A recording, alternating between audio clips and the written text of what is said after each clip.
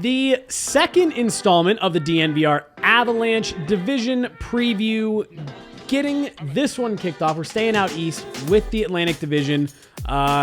You three just discussed Metro yesterday, or in yesterday's video. We are here to talk about the Atlantic, and I think this one's a little bit more clear-cut than some of the other divisions. This was one of the biggest gaps last year between playoff teams and non-playoff teams. And I guess let's just start here. Do you guys see anything at the top of this division changing? Maybe some movement in terms of where teams Seeding. are placed, but I think the top three is pretty set.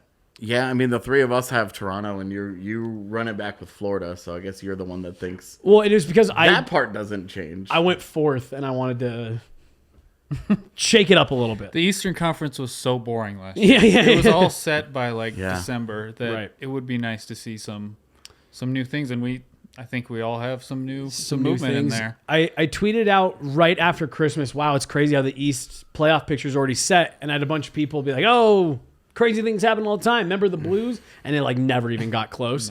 No. Remember the one time remember that one time in the NHL's 100-plus year history that happened? You hear this with the Avs goaltending, too, where they're like, oh, the Avs just proved you don't need a league goal. And, did the Avs just get away with it?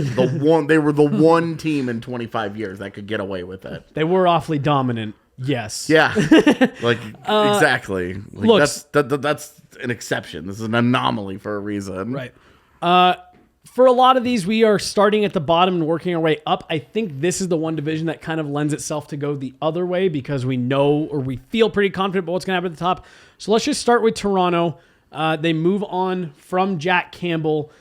And they've clean slated with the goaltending tandem. It's going to be Ilya Samsonov, who was the 1A, 1B in Washington last year, didn't work out. And then Matt Murray, who I'm not even sure how to describe Matt Murray at this point. Really bizarre career arc. Waived by the Senators last year, but is also a back-to-back Stanley Cup champion as a starter.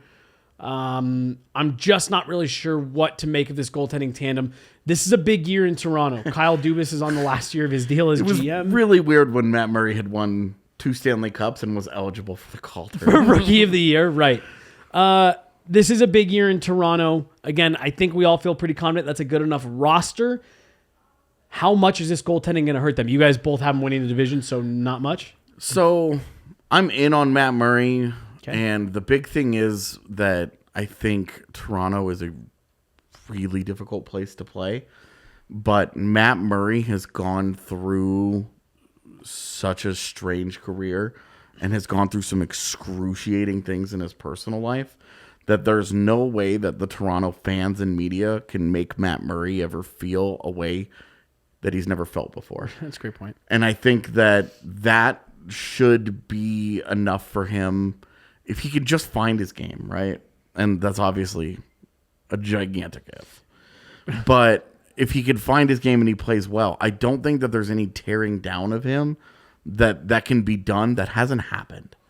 Mm-hmm. And I think that's a big advantage for him because I think guys like Jack Campbell, when they're the backup and they're the favorite, it fills them with so much confidence, right? Mm-hmm. And once they're not, that city builds them up in such a way. But it tore him down in a way that he couldn't handle. Mm-hmm. And I think that when that city is going to build up Matt Murray's confidence, they're going to fill him so full of it, and he's going to buy into it, and he's going to ride that wave. But I don't think that city has the ability to wreck him emotionally because of the things that he's experienced in his career. I think that he's uniquely prepared for the rigors of that market in particular, and that's why I've got Matt Murray as I'm fine with him in net. I'm fine with him behind that team. I think it's a pretty good hockey team. The forwards get a ton of attention, but the defense is solid. It's better than people give it credit for. It's a solid defense. It's a competitive defense. It's a well-rounded and versatile defense, and I think it's going to be fine. I think they're going to be fine. Unless they do the big Jacob Chikrin thing, which kind of hollows out some of what they're doing, then I think that's bad. But I do really like what they have built, and I think their forwards, obviously, Austin Matthews is Austin Matthews, and Not bad. Mitch Marner is exceptional, and the William Nylander. So they've got good players there. I'm not going to get into the traitorous swine, but he's pretty good too. So, it's all right. Just increasingly less and less. True, which is fun. But I think a good hockey team, all aspects of it. I really like the team. I think it's well built, and there's a thing about Matt Murray that I'm just buying into this year, more so than Samsonov. But Murray, I think, is a guy that can handle that job. And I think that's such a thing about being the Maple Leafs goalie. Like, you look at Freddie Anderson, just sort of a soft-spoken. I just want to just here to stop pucks, guys. There's a different fire that you have to be able to walk through to be their goaltender. And I think Matt Murray is prepared for that part of the job in a way that the other guys were not. We've got, between the three of us, we all have some version of Toronto, Florida, Tampa as a top three. Evan, how important is it for Toronto to win that division so they don't have to go through one of these other teams in the first round? It is starting to get to a point now where you wonder how much of a mental block is this first round thing. Nathan McKinnon talked about it with the Avs in the second round and how big it was for them to get past that. How important is it for them to win this division? If it's that important for them, then I think that's a bigger mental issue for them than they maybe want to admit. What an answer. Because if you're going to go that far, like we've seen with the Avs, you got to go through these teams eventually. Like, the Avs had to get through the second round at some point, obviously. You got to get through the first round. It doesn't matter what team you're going to play because you're going to play a really good team at some point anyway. And I think this Toronto roster, they're the butt of jokes for everyone. But that's a really good team that ran into a really good team. And that's just unfortunate. Like trying to three-peat, and they go to 7 games against them. Well, so like the jokes. I'm like, okay, I get when you guys blow a 3-1 lead to Montreal. Like you guys earned that. Well, but you lose to 7 to Tampa Bay, and it's like, is there really shame in this? But that was my thing with it last year. Was you guys we had Harry on our free agency day. He's from Toronto, and I texted him the day the matchups got settled. I was like, that sucks. That sucks that you pulled them in the first round just because this is the one year where it's acceptable to lose in the first round, and yet somehow you can't do it if you're the Maple Leafs. Well, you have like a 115-point season or something. Right. You have an exceptional regular season. And you pulled the one matchup where genuinely I think everyone outside of Toronto was like, well, yeah, but if they lose this one, that's very different. But it's still like the narrative came out as the first round. And I look at these 3 teams and I say, I still think those are pretty clear cut, the 3 best teams in that division. And I think I tried so hard to drop Florida because I think Paul Maurice is awful. And I think that Mackenzie Weegar, they have no answer to losing Mackenzie Weegar. Matt Tkachuk is great. I think but what is Matt Tkachuk gonna do that makes up for both Huberdeau and Weegar? I put Florida number 1 because I think you get and I'm not saying this necessarily turns into a cup, but I think you get the chip on your shoulder season out of them. I think you get Matthew Tkachuk, who's going to be part of that Battle of Tampa. He's going to want to mix things up. And I do think that they got their pride really hurt by getting mopped up by the Lightning. They didn't lose, they got smoked. And I think they are going to try to come out with a little bit of the little brother syndrome and push everyone around a bit. And I think that's why they targeted Matt Tkachuk, be mean, be whatever. And so I think they get that chip on their shoulder season this year. But then after that, I'm kind of with you. We'll see what happens after this. I tried really hard to get Florida down too because of exactly what AJ said. But the reality is this division is very clearly three tiers to me. Yeah. Garbage at the bottom with 2 teams. 3 teams I could buy, any of them being in the playoffs, and then the top teams. And this Florida team is just going to outscore a lot of problems in the regular season. And then once they get to the playoffs, you'll see. Right. No Huberdeau. Duclair's hurt. They Tkachuk. lost Marchment. Yeah, Marchment's in Dallas now. Second year for a guy like Anton Lundell, though. Where some of these guys are going to get better, and I think offensively they're going to be just fine. Defensively, I'm worried about them. In net, I think they're fine. I can't get over that Paul Maurice sucks at his job, and that he's in my opinion, one of the worst long tenured. You and I have coaches. had this conversation for years. I think Paul Maurice is awful, and the way that he quit on the Jets last year, I'm shocked that an NHL team would ask a locker room to buy into him again when he quit on his team. A team that clearly is trying to win. Yeah. Right. So, right. Yeah, It was a shocking hire to me that I felt that took away all belief that I had that they will ever do anything with that group. While he's at the helm, I don't think the Panthers are serious. I tried to move Tampa Bay down too because I think that their depth has taken such a huge hit that no Andre Palat, no Ryan McDonough, and no real replacement for those guys. Like the cap thing feels like it finally actually squeezed him this year. I like Philippe Myers, and I think that he has a chance to be good. I know it just didn't work out in Nashville. Some of that was injury related. But I think he could be a good player. But Ryan McDonough was the linchpin on that defense. He was the secret weapon. He took all of their hardest matchups. He very quietly had taken that top defensive role from Victor Hedman during their most successful tenure. He was the guy that was taking on all of the hard minutes, and when they needed to stop, it's not Victor Hedman that's on the ice. It's Ryan McDonough and it's Eric Chernak. And now Ryan McDonough's gone, so they either need Victor Hedman to resume in that role, or they need Sergachev to ascend to it. And you're asking for a huge change there, and then you're just down to 3 defensemen. You had 2 pairings that you could kind of swap around and move and tinker with to your heart's content. You could do whatever you needed to do with those 2 pairings, those 4 guys. Now you're down to 3 guys, and one of those guys has to carry a pairing. And we saw in Colorado a couple of years ago when Sam Girard was in that position, when he had to carry a pairing and not just be part of a good one, he had to drive it and carry it. It's a lot harder to do. So for Tampa Bay, the depth for me, I think, is their top, Braden Point, Nikita Kucherov, Steven Stamkos, Victor Hedman. Yeah, Victor Hedman, and during the regular season, Mikhail Sergachev, Andrei Vasilevsky in the post as your starting goaltender. Come on, right? They're going to make the playoffs. Yeah, who's are they who's gonna second? come from Are they behind third? now? I don't know, but they're going to make the postseason. Is Detroit or Ottawa really going to catch Tampa Bay? Like, give me a friggin' break here. Right. And this is why I'm like, look, I've got my problems with Tampa Bay as a serious cup contender again. Yep, I'm with you. But I don't have a problem with them making the postseason. That's a playoff team. They're too good. They've got the high-end talent that you need, and at all 3 levels. They're not like a team that's like, oh, our forwards are great. No, they've got elite Hall of Fame caliber talent at forward, defense, and in net. Right. They're making the postseason. I think Jesse says this all the time. Until somebody knocks them off, you can't. Yeah. You can't discount them. Yeah, you can't. And I'm with you. This may be the year someone does it, but until we get to that point, Again. you can't. You can't.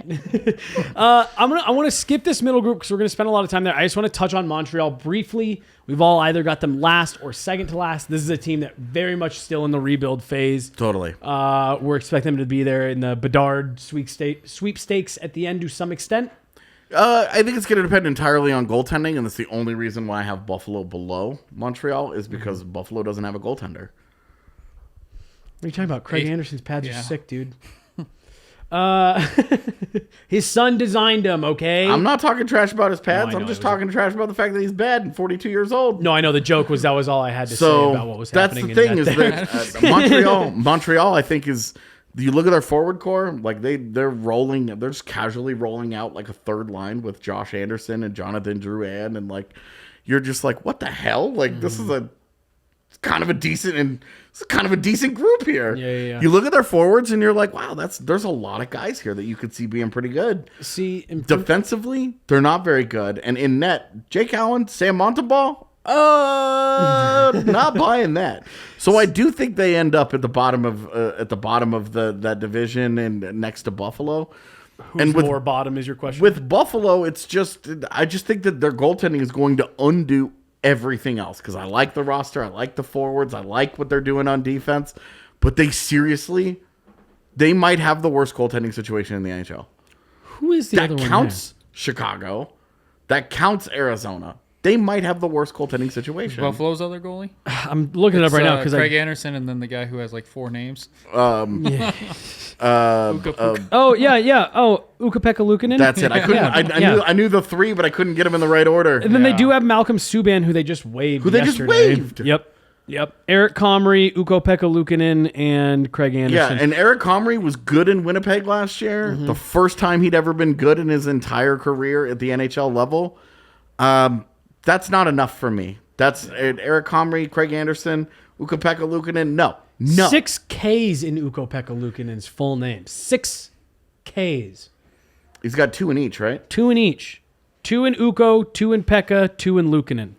Cool. So also the double U drives me nuts. In Ukko? The double U, not the W. U. Yeah. See, I like you said, it is the goaltending in Buffalo. I also last year at the end of the season was the first time that I felt in a decade that Buffalo Sabre players looked like they were enjoying playing in Buffalo.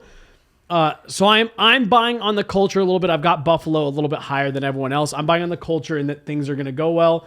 I'm with you, though. The goaltending could completely undo anything that's the positive. only reason that I'm not putting them in the postseason, to be honest with you, because I like everything else that they've got, and I think that they could get undone by literally the worst goaltending in the NHL. Yeah. If it was like 20th, I would probably have them as a playoff team. As a playoff team. If you swap Detroit and Buffalo's goaltending, I am in on Buffalo. The Sabres. I am still such a Rasmus Dahlin believer that He's got to be, right? Like, eventually he's got to be. Well, and then all of his advanced you put Owen Power on there, too? Good, like, and he's still only like 22. Yeah, I was going to say, he's been he around came in forever. so early, yeah. And Montreal's defense, I just looked at it when we were out. It's so bad. It's so bad. I hope Justin Barron makes it out alive. Like, Yeah. I don't think he's making the team to start. And if he doesn't make the team, it's like, well, that what a defense is mistake. really bad. What a 'cause mistake. He can at least skate and move the puck, but it's just like... You said a name there, Owen Power. Is he going to skate with Dahlin? Are they? I don't know what their plan is then. But They're both left shots. They are so. both lefties. Okay.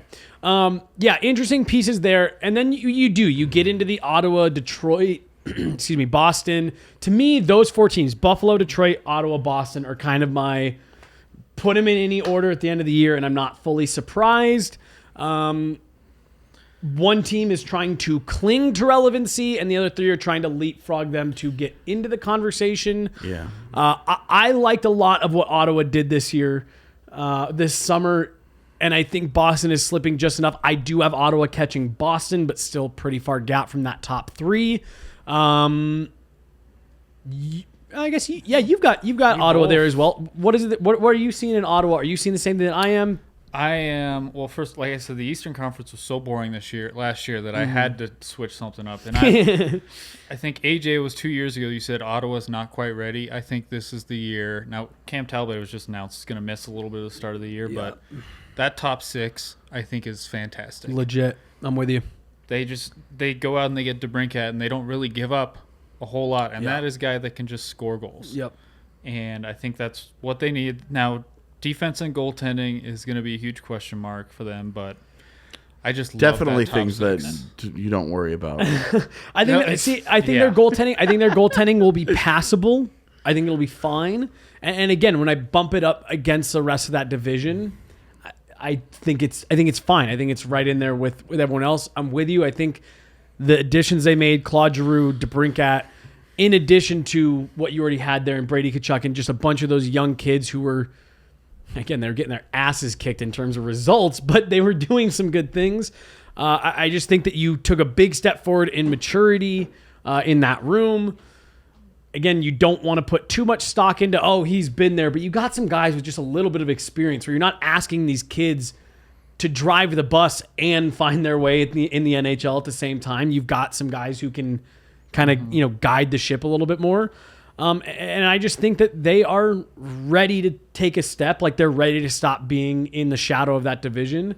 And then I like Shabbat a lot on the back end. I think Detroit and Ottawa Can have you some name another Ottawa defender? Nope. Artem Doesn't Zub. matter. I think Artem Zub is a kind of underrated defenseman, but it really does come down to can Jake Sanderson kind of give them another guy, like a high draft pick that they hopefully can get something out of. But I think Ottawa, right now, Jacob Bernard-Docker and Lassie Thompson are first-round picks and haven't done a damn thing for them on the back end.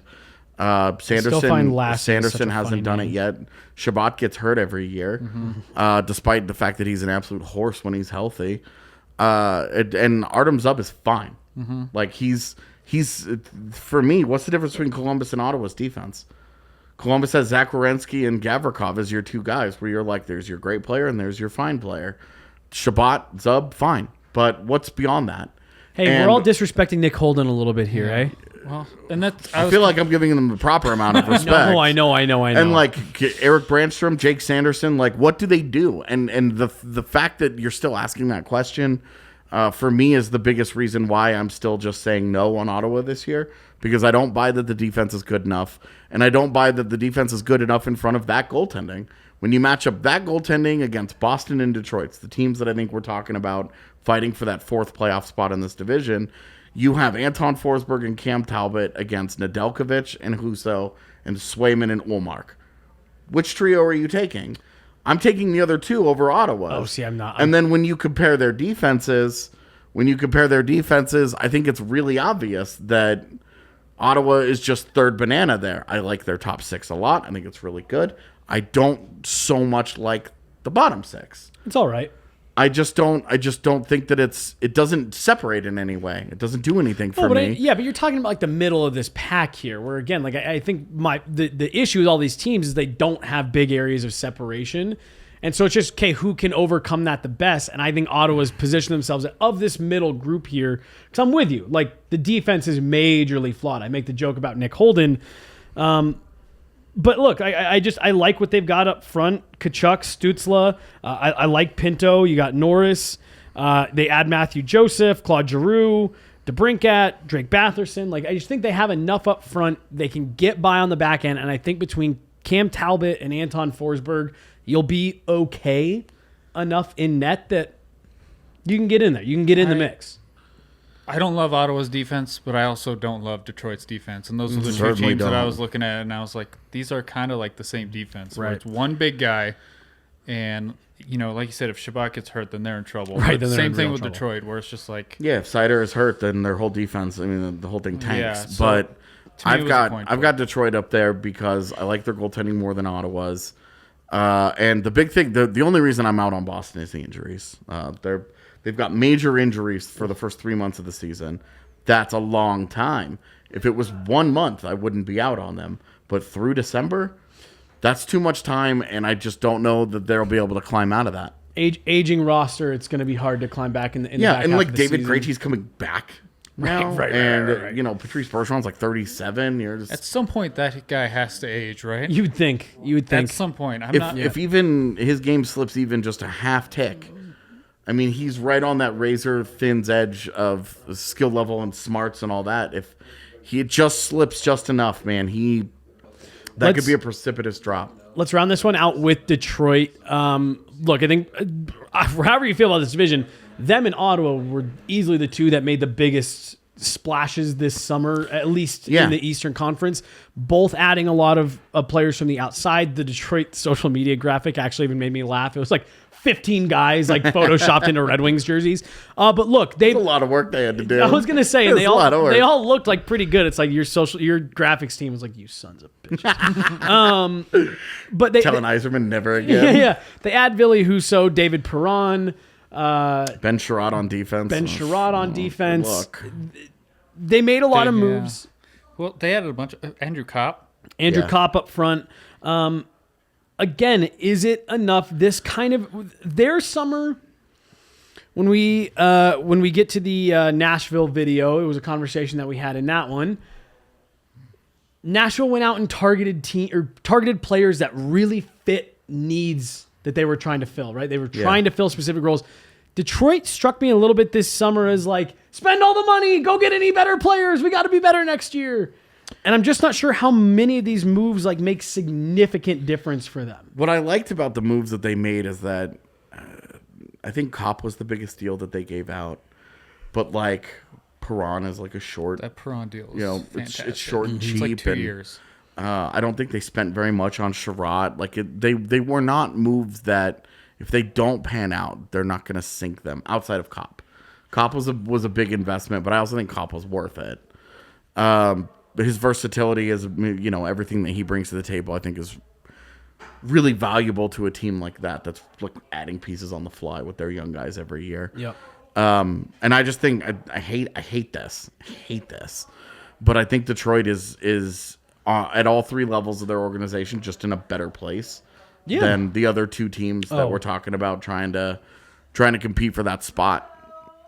Maybe they make the postseason. I don't know. Any of these 3 teams I could see getting in, but yeah, it's just I think they made a lot of smart moves. I just don't understand the Ben Sherratt on a team that needs defensive help. I think that's an attitude. We're trying to professionalism, classic hockey guy, harder to play against. Trying to make it so that they help move the culture in a certain direction, and they move the expectations and the play style in a direction of we want to be harder to play against. We don't want to be easy L's anymore. And I think Ben Sherratt sucks. I don't know. I'm making moves for those reasons is not a thing that I believe in, but it's a hockey thing. Guys that and Steve Yzerman's a pretty good GM. I'm pretty comfortable deferring to that guy on a lot of things. When I'm like, somebody else had made that move, I would have been like dummies. But when Yzerman does it, I'm like, all right, we'll see how it goes. He went out and got a coach where you can feel like this is his coach.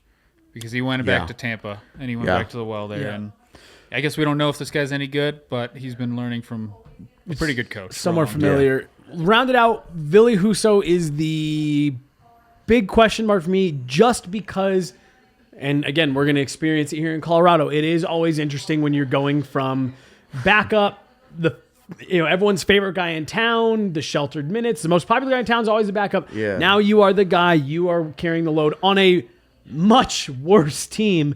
Does Ville Husso rise to the occasion, or? I've always been a Ville Husso guy, but goalies that leave St. Louis don't have a great track record because St. Louis does a good job of propping in their guys. They have good goalie coaches. They do a good job of maximizing the talent that they have in net. How does Husso do away from St. Louis? We'll see. I've always been a believer, but that's also why you have a guy like Nedeljkovic to kind of balance it out there. Right. Yeah. You have anything different than that? The only thing is they went out and they got Nedeljkovic last year, and now they're getting another guy. So it's like, well, who do you guys really believe in? I guess we'll see. Well, I think it's we believe in both of you. Nedeljkovic sucks. Like Grubauer and Varlamov, where they were like, look, this isn't an indictment of Varley. This is an insurance for this guy. And I think that they don't have a long-term answer there. They don't have neither guy is signed long-term. They're saying, hey, make us keep you. Right. I think Husso's... That's on them. I think he's going to be good, but I think it'll definitely be a step back from what we've seen. In addition to all that with St. Louis, they play a style that insulates their goaltenders relatively well, very defensive heavy, slow. All right, well, I think that's it for the Atlantic. We have the Pacific Division dropping next, so keep an eye out for that. And then we'll have all of our player previews coming at the end of the week, along with our Central Division stuff. So make sure you are checking back every day as we have all kinds of fun season preview stuff coming at you. We will talk to you on the next one.